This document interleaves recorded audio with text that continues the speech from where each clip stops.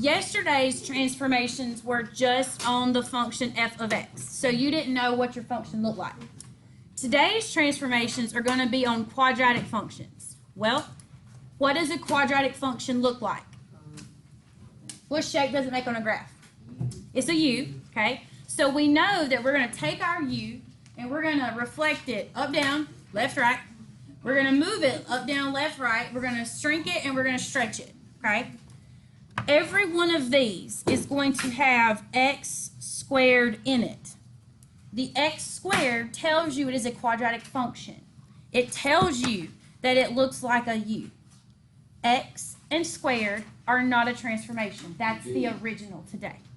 All right? So, all of the same transformations as we did in yesterday's lesson, except it's going to have x squared. Okay? So, let's start with what is the difference, like in an equation, where will I find vertical transformations compared to where I physically see horizontal transformations? Vertical's on the outside of the parentheses. Okay, now I know what you're thinking. You're like, well, Miss Lusher, there is no parentheses. The parentheses, if you look right here, it involves the x and then gets squared. Okay, so vertical is outside the parentheses, horizontal is inside the parentheses.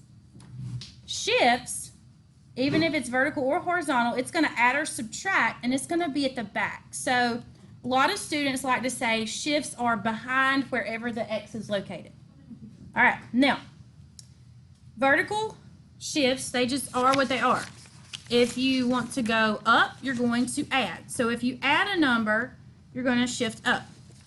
If you want to go down, you're going to subtract a number. Okay? So what I need you to remember is vertical goes up and down, horizontal goes left and right. Now, let me give you an example over here of a vertical shift up. All right, actually let me show you on Desmos. Okay, so on Desmos, black is going to be your original. Okay, that is your original parent function. That is the x squared. And if I can make these go away, if I add 4, what happens to my blue graph? If I add 4, where did it go? From black to blue, you went up 4, okay? Well, what if I instead subtract 4? It went down because it's on the outside of the parentheses. Now, watch this one. If I add 3, where did the red graph go? To the left. Well, what if I subtract 3? Well, what if I do the right numbers? Stop it. There we go. What if I subtract it? It goes to the right. So, inside is a horizontal left or right movement. Outside is your, of the parentheses, is your vertical shifts up and down. Okay? So, if I want to shift up, I might have a function that I'm going to name f of x. Yesterday, we were making transformations and putting the numbers with f of x. Today, I'm talking quadratics. F of x is just the name of the function, okay? Equals x squared, because it's going to be a quadratic function that I move up 4. So if I move it up 4, I'm going to add 4. Now, I'm going to put a little arrow. That function goes up 4, okay? Just so you can kind of remember. What if I tell you that I want you to write an equation, and we're going to name it y equals, for a quadratic function that's going to go down 3. Well, when I said quadratic function, you should think, well, that's x squared. If it's going to go down, that is a vertical movement, so you don't need a parentheses. And if you're going to go down 3, will you add or subtract? Subtract, and so that's going to make that one go down 3. So this is an example of going up 4. This is an example of going down 3. The f of x or the y or g of x, a of x, b of x, that's just the name. What we're worried about is it's quadratic and what's happening to it. Now, let's talk about horizontal shifts. All shifts are either added or subtracted. The difference here is if it's vertical or horizontal, okay? Remember, horizontal transformations are opposite of what just makes sense. Because if I tell you horizontal left and right and I tell you go to plus something, you're going to think, well, let me go to the right. But because it's coming out of the parentheses, it's really the inverse or the opposite in this case. And so you would actually go to the left. If you see minus k, you would think, let me go to the left, but really you're going to the right, because if we talk about pulling this number out to do like the vertex, you take out the opposite. So let me give you an example. If I give you in words, because you will eventually do what I'm telling you right now. If I say there is a quadratic function whose name is g of x. So g of x is the name. It's quadratic, which means it's x squared. And it is going to have a horizontal shift left 2. Well, the fact that it's going left and that's a horizontal movement means where is that transformation going to be? Inside or outside of a parentheses? Inside. Inside. So I'm going to need a parentheses. Here's what I need you to make sure you do. Everything in the parentheses gets squared. The squared has to be on the outside. So let me put my x. Now, I forgot what I said it was going to do. It's going to shift left 2. If it's going to shift, I'm either going to add or subtract at the back. If I'm going to go left, normally that would put me in the negatives, but I do the opposite, which is plus. So this one would go left 2. Now, when you write the equation, you don't have to write all these things down. I'm just writing that so that you know this is an example of going left 2. This is an example of going down 3, just for you to have something to look back at. All right, so what if I told you that I have a quadratic function whose name is m of x, and it's going to go right 7. All right, so first of all, I told you its name was m of x. I told you it's going to be quadratic, which means I need x squared. And I told you I need it to go right 7. Well, if it's going to the right, is that a vertical or a horizontal movement? It's horizontal. So since it's horizontal, where does it belong? On the inside of a parenthesis. So I do need a parenthesis. The square's out here. There's an x. If I'm going to go to the right, normally those numbers are positive, but because this is horizontal, it's the opposite. It's negative 7. All right, so the next thing that pops up is our stretches and shrinks, both vertical and horizontal. Stretches and shrinks, no matter if it's vertical or if it's horizontal, it's in the front because it's multiplying. So stretches and shrinks are in the front, shifts are at the back. Now, let's talk vertical for just a minute, okay? Vertical is what it is. If you have a number greater than 1, like if I told you to multiply something by 2 or 4, like if we were making, like I got to make a cake today for my husband's birthday, and I'm going to double the recipe. Will I use more butter or will I use less butter? More butter. I'm going to use more. So it's going to, what's going to happen to the amount of cake I got? It's going to get more and more. It's going to stretch out. It's going to go longer because he wants me to make one of them little teeny tiny layer chocolate cakes. We'll see how it turns out. Okay? So if it's greater than 1, it's going to stretch by that number. If it's between 0 and 1, so if you're looking at a fraction and it is your typical regular fraction, numerator is smaller than denominator, that's guaranteed to be between 0 and 1. If you're looking at a fraction and you, let's say for some students, fractions are tough, and that's okay. If you didn't know about the fraction 5 over 7, turn it into a decimal. If it is 0 point something, that's between 0 and 1. But if the fraction had been 7 over 5, that's 1 point something, so that would be bigger. If it is truly between 0 and 1, that's going to be a shrink. So let's say I was making that cake, but I wanted to make him a tiny cake. Okay? So I'm putting all the flour and the butter, but I wanted to make half of the recipe. What's that going to do to the amount of cake I end up with? It's going to shrink it. It's going to make it a smaller cake. Now, let me give you some examples. An example of a stretch would be y equals, now it's going to be x squared. If it's vertical, I don't need to be inside the parentheses. So if I want to stretch, I need a number that's greater than 1. So 9. 9 is greater than 1. It's going to make it vertically 9 times stretch, like stretchy. You're going to stretch it 9 times taller, and so it's going to make it smaller. A stretch would also be like that number I showed you a while ago. If the numerator is bigger than the denominator, that would be like, what, 1.75? Okay?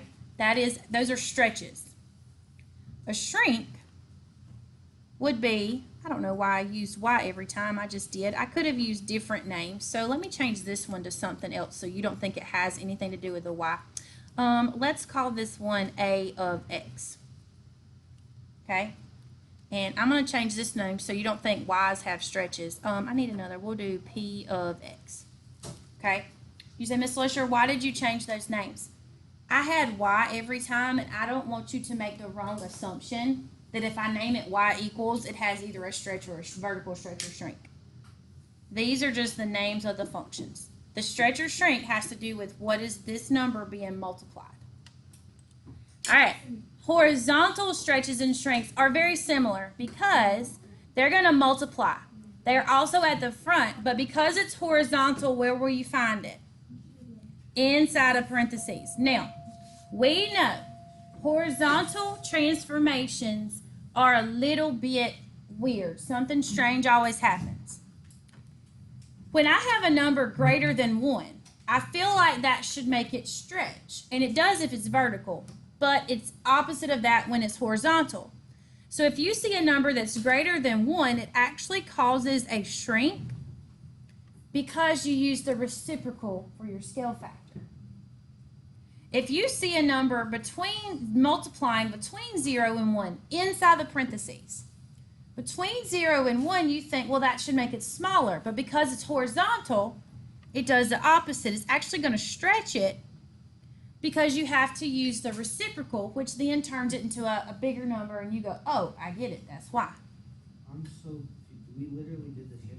Yes, except we're just applying it to a quadratic situation today. Oh, okay. All right, so an example of a horizontal stretch or shrink. Well, I'm going to name this one g of x. It is horizontal. So it has to be inside of a parenthesis. So I've got an x, and that squared is out there. You say, Miss Lusher, why did you only leave a little bit of room at the front? Because that's where stretches and shrinks are. Stretches and shrinks are going to multiply at the front. So a number that is greater than 1 would be 5. But what's crazy is that actually causes a shrink by, what's the reciprocal of 5 over 1? 1 over 5, 1/5. So then you're like, oh, well, if I only take 1/5 of it, it's going to be smaller. Okay? An example of a stretch, I'm going to call this function f of x. Now, I'm making a horizontal stretch, so I know I need parentheses. My x squared, x is inside, square is outside. I need a number between 0 and 1, so I'm going to go with something kind of easy like 1/4. Okay? 1/4 feels like it should shrink it, but because it's inside, something crazy happens. So it's actually a stretch because it is by a scale factor of, what is the reciprocal of 1/4 when you switch their places? 4 over 1. So it's a stretch by a scale factor of 4. So in that case, you're like, oh, well, yeah, if you stretch it 4 times as big, that's what it's going to do. Now, the only two that we have left are our reflections about the x-axis. A reflection is going to be this negative, and the negative is going to be out in front. Because this is out in the very front, I know this is a vertical reflection. So let me sketch you a little something to help you remember.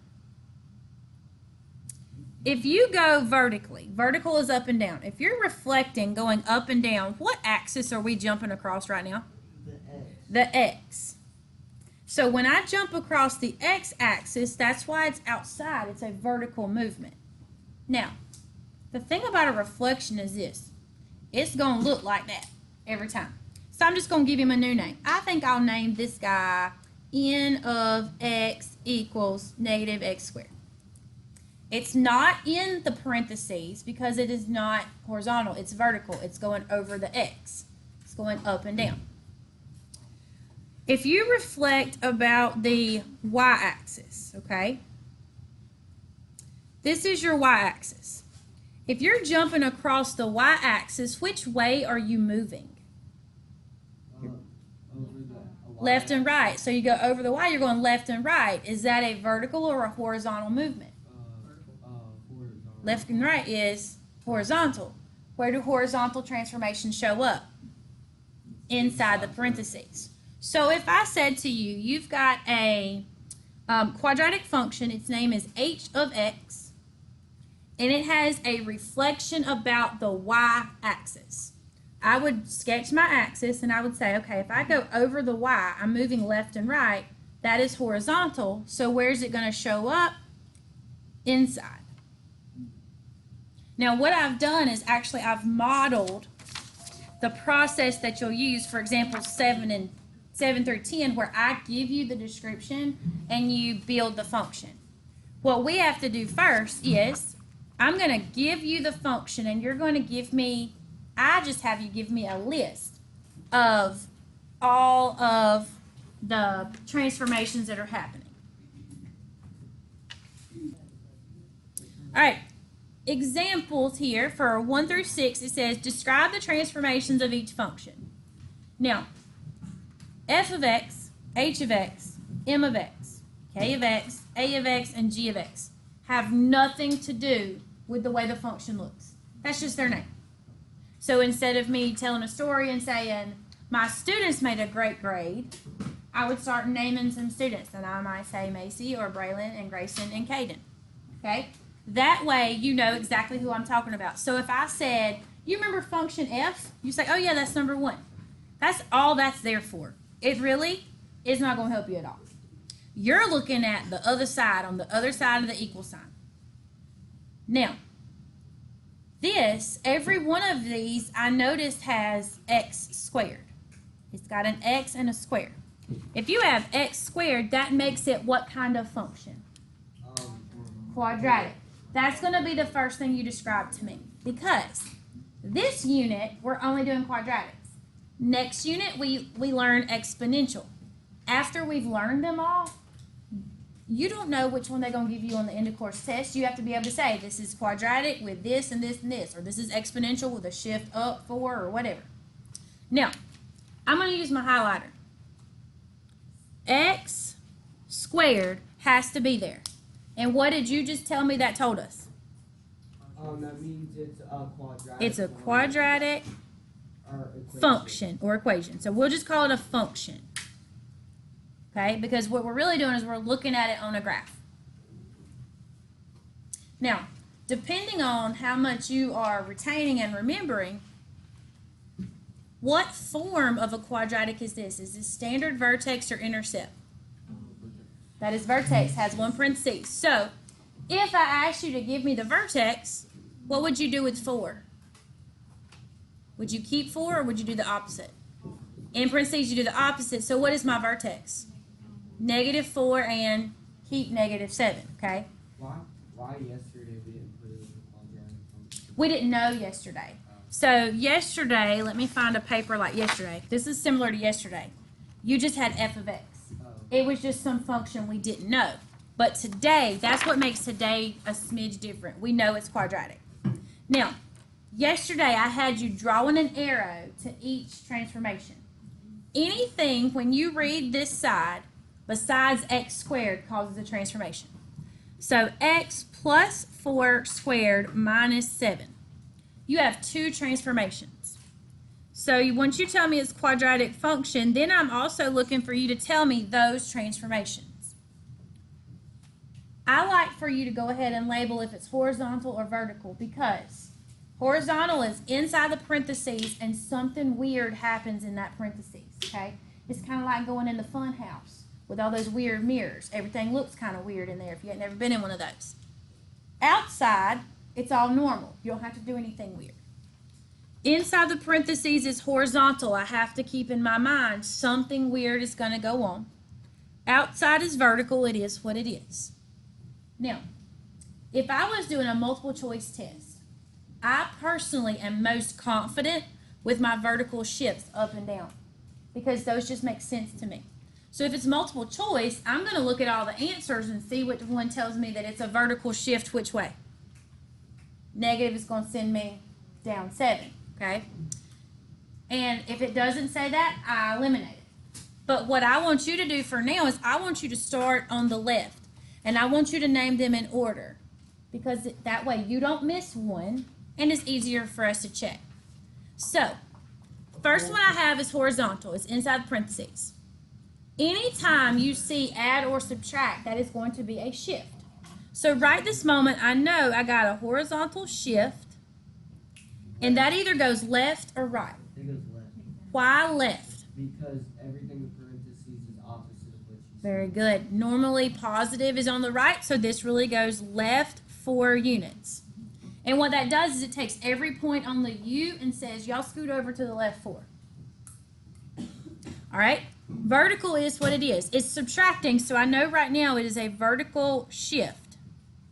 I'm totally cool with you abbreviating horizontal with a capital H and V with a vertical with a capital V because it saves you time when you're writing. Now, vertical goes up and down. Which way is a minus going to send you? Down 7.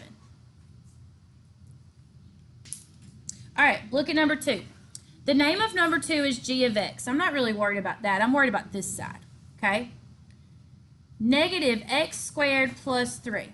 What does x squared tell me? It's a quadratic function. And so all of these are going to be quadratic functions, okay?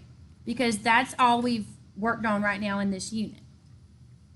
And then anything extra, when I read it to you, or read it again, is a transformation. Anything besides when I say x squared. So, negative x squared plus 3. How many transformations am I looking for here? 2. Now, start at the front. If that is a negative, you don't have to tell me over which axis, but what does a negative cause? It causes you to reflect. So I know that's a reflection. Now, you do have to name it, okay? When I said you don't have to tell me, I meant you don't have to tell me right then. I was just trying to get you to associate negative with reflection. I do need you to tell me over which axis. So let me think about this. Here's my x and y axis, what they look like. If this is a vertical reflection, vertical goes up and down. If I'm moving up and down, what axis am I going across? The x. Now, I don't even try to memorize, oh, there's a negative out front, that's the x-axis. I literally just think it through every time. If I'm going up and down, I'm going across the x-axis. All right? This plus 3, is that a vertical or a horizontal transformation? Vertical. How'd you know? It's outside the parentheses. Now, I like vertical transformations because they are what they are. They make sense. So vertical is going up and down. So if I add 3, or I'm trying to go to positive 3, which way would I go up? I literally just said which way would I go up, didn't I? Which way would I go? I would vertical shift up 3. All right, number 3 says h of x equals 4x squared plus 1. Now, I highlighted x squared because that has got to be there. What does x squared tell you? It is a quadratic function. Now, y'all have written quadratic function twice. You know it's telling you quadratic function. I'm going to let us take a little bit of a shortcut here and abbreviate. If you know QF stands for quadratic function, I'm fine with you writing QF instead of writing quadratic function, if you would like to. Now, how many transformations do you see in number 3? 2. When you read 4x squared plus 1, is the 4 vertical or horizontal? How'd you know? It's not in a parentheses. What about plus 1? Vertical. I love when they don't have a parentheses because vertical transformations are easier to me. They are what they are. Now, if you're multiplying something, it's either going to make it bigger or smaller, hence the words stretch and shrink. This is multiplying by 4. Would multiplying by 4 stretch it or shrink it? It's going to stretch. It's greater than 1. So you would say a vertical stretch, if I can spell the word right, by 4. If all you do is add or subtract, you're just scooting it up, down, left, right. It's vertical. So this is either going to go up or down. Where will plus 1 on the vertical axis send you? Up 1. Vertical shift up 1. All right, number 4. What is the one thing that absolutely has to be there in number 4? It's not a transformation. The x squared has to be there because what's that telling you? That you got a quadratic function. Now I'm going to abbreviate quadratic function because I'm just tired of writing it. Now, I want you to look at it. I want you to draw an arrow to every transformation you see. Anything you say extra besides x squared is a transformation. How many transformations do you see? 2. Do you lovingly agree or disagree? Somebody says they agree. Somebody says 3. Okay? When you read it, when you read this, you would have said negative 1/3 x squared minus 4. There's 3 because y'all forgot about the reflection. Totally normal because y'all are thinking negative 1/3. That's what you're multiplying by. But negative has its own job. What is the job of this negative? To reflect it, flip it around, okay? Now, are any of those horizontal? How'd you know? There's no parentheses. All of these are vertical, so they are what they are. So that first one, that's your reflection. So reflection, I said over last time. I'm going to say about this time. Now, where's my paper? There's my little Post-it. If I'm reflecting vertically, which way does vertical go again? Up and down. If I go up and down, what am I jumping across? Reflecting across the x-axis. Okay? And then I'm going to vertically multiply this by 1/3. Now think about that logically. If I tell you that I got a stack of money right here, and I'm going to give you 1/3 of it, is that going to stretch or is it going to shrink? So it shrinks. I'm not giving you the full amount. So that is going to be a vertical shrink by 1/3. And then this is subtracted. Anything added or subtracted is a shift. So that's a vertical shift. Vertical goes up and down. Where will subtracting a number send you? Down. The negative sends you down. 4. All right, so let's look at this one. I'm going to highlight what has to be there. That's negative x squared minus, negative x minus 3 squared plus 7. What does the x squared tell me? It's quadratic. That it is a quadratic function. So if I graph it, I'm going to see a u, okay? And so then what the transformations do, they describe what happens to the original u right in the middle, where it goes. Well, I have 1, 2, 3 transformations. These 2 are located inside a parenthesis, so what kind of transformations are those? Horizontal. That means that affects where they go left and right. This is outside, so that's vertical. So I need 3 dots here so I can name my 3 transformations. This is just a negative. What does a negative cause? A reflection. All right, so I know it's a reflection. I've wrote over, about. Let me write across. I got to figure out which axis it is real quick, though. So here's my x and my y. The y-axis. Why the y? Because it jumps over it horizontal. Because if it's horizontal, you're moving left and right, and I'm jumping over the y. That's exactly right. All right? So then I've got something subtracted. Both of these are actually subtract and add. They're at the back, so that makes them shifts.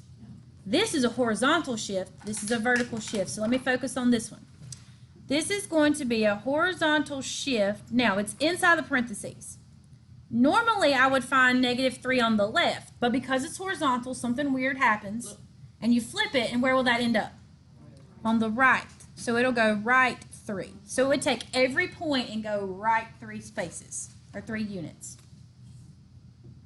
Now, +7 is a vertical transformation. So I got a vertical shift. Vertical, which is what it is. Which way is adding going to send you, up or down? Up. Up 7. All right, so in number 6, k of x is just the name of the function, equals 7 over 5 times x plus 8 squared. What part of that has to be there and is not a transformation? X and squared. Now it tells you something. What does it tell you? That it is a quadratic function, so it is a parabola. How many transformations do you have this time? You've got 2. 7 over 5, x plus 8 squared. Now, 7 over 5 is in the front. That's being multiplied, so that's either a stretch or a shrink. When I see a number added or subtracted anywhere at the back, that's a shift. Is 7 over 5 vertical or horizontal, and how did you know? Vertical because it's outside the parentheses. Okay, so let's go ahead and name that one. You just told me, we just told that it's not a reflection though. Reflection's negative. This is either it's gonna multiply it by 7 over 5. So it's either gonna stretch it and make it a lot bigger, or it's gonna shrink it. Now, 7 over 5 might not make a lot of difference to me. Oh, look right there, I did that earlier. So if I take 7 and divide it by 5, that's 1.5, or 1.4. Is 1.4 greater than 1 for a stretch, or between 0 and 1 for a shrink? It's greater. So you've got a vertical stretch of 7 over 5. All right. Now, your next number is a +8. I know that's a shift, but where is it located? Inside the parentheses, which makes it horizontal. Now, horizontal goes left and right. So you've got a horizontal shift, but horizontal is opposite of where you think. Positive, you think you should see it on the right, but where does it really go? On the left 8th. Now, examples 7 through 10, they look harder. They look harder to you because you see words. You always assume words means hard. That's not what it means. These problems to me are what I would consider more rigorous though, because rigor doesn't mean it's harder. Rigor means it requires you to think more. I'm going to do it backwards. Instead of me giving you the equation and you describing what's going on, I'm going to describe to you what is happening in the function, and you have to put it in the right place. Now, Miss Slusher is smart enough not to put these in order. I'm not going to tell you that it has a vertical stretch. I'm not going to write it in order. A vertical stretch of this and then a shift of that, because then you just start putting numbers in order. They're in the wrong order from left to right, okay? You have to know where it goes. So, first of all, every one of these says it is a quadratic function. What does that tell you about it? It has x squared. Some of these use parentheses and some did not. When would I need a parentheses? If you have some sort of horizontal transformation. So that would be a horizontal, it's going to have to say horizontal stretch or shrink. Or if it tells you to go left, right. If it tells you horizontal stretch, shrink, or it tells you go left, go right, that goes inside the parentheses. If it says vertical stretch, shrink, then that goes outside. Shift up, down goes outside. Okay? So what I do first is, this one's name is g of x. So g of x equals. You don't have to write a parentheses unless you need it. Well, figure out if you need it. You only need it if you have a horizontal transformation. This is going to be quadratic, so I know I'm going to have x squared. But it goes down 6 units. If this goes down, is that vertical or horizontal? That's vertical. That's the only thing that happens is it goes down. So do I need a parentheses? No. So I would say x squared, and if it goes down, will you add or subtract? You will subtract 6. Now, let me show you what you could do. Every single time you could name your function, whatever its name is, and you could go ahead and leave a space for stretches and reflections, a space for stretches and reflections, a space for horizontal shifts, and then square it. You could have then said, well, I'm going to plug it in as I go. So this is -6. That's the only thing I got. You could rewrite it. If you have x squared minus 6, do you need the parentheses? No, you could just rewrite it like that. I don't care which way you do it, whatever way works for you. I tend to just look for, do I have anything horizontal? Horizontal means I need a parentheses. All right, a quadratic equation. So quadratic means I'm going to use x squared. B of x is its name. It's going to go right. So right is vertical. No, Miss Lusher, right is not vertical. Which way is right? Right is horizontal. Sorry. So it's also going to go down, which is vertical. So do I need a parentheses? Yep. Why? There's a horizontal right movement. So I'm going to leave my room. I'm going to square it. I got my x in here.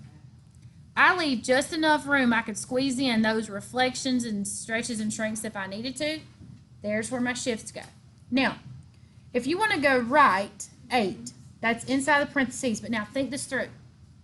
Normally numbers on the right are positive, but you have to make it look opposite. So what will you write down? Subtract, a negative. Now, this is vertical. I'm going to shift down 3. Vertical is what it is. So if you go down 3 on your y-axis, where are you going? To the negative -3. You're just taking the words and putting them where it's like you put yourself in reverse. So instead of you looking at it and taking the words, describing it, I'm giving you the words and you're just putting it in. All right, number 9 says, this is a quadratic function, f of x. So, well, that's its name. So I at least know its name, f of x equals. It said quadratic, so I know it's going to have x squared. It is vertically stretched, so that's a vertical movement. It's going to go right 4. So right, is that vertical or horizontal? Help me out, because obviously I can't remember. Right is horizontal, so what does that tell me? I'm going to need my parentheses, so I can go ahead. Once I see I got 1, I go ahead and put it in there. So I got my x in here. Now, this is the tricky one. If you get reflected across the y-axis, now don't tell me, let me think it through for my friends who might need to think it through. I'm going to reflect across the y-axis. So I'm jumping this way. Which way am I moving? Left and right, which is horizontal. So I got a horizontal reflection. So where's that negative going to show up? Inside that parentheses. Okay? So I forgot to say that I shifted up. So I'm going to shift up 9. So up is outside and shifts are at the back. If you want to go up 9, you're going plus 9. Now, if you can't remember these things that my friends are remembering, where is it located? You got it all on the other side right there that you can look at, okay? All right. If we're going to vertically stretch something, to stretch or shrink, you multiply it, and you do that in the front, but vertical means outside in the very front of the function. All right, if you're going to go to the right, that is inside the parentheses, and shifts show up at the back. Now, this is where I have to think. If I go to the right, those numbers are normally positive, but horizontal transformations, to put it in this parentheses, do the opposite, so I'll write minus. And then you told me I reflected across the y-axis, and that was horizontal. Now, first of all, what do I put in the equation to say this is going to reflect? A negative. Because it's horizontal, I'm going to put it inside the parentheses. All right, the last one on your example here says, you have a quadratic function. That means you're going to use x squared. Its name is h of x, so h of x equals. If we go up 7 units, is that vertical or horizontal? Vertical, so that's going to be outside. If we reflect across the x-axis, now this is the one I have to think through.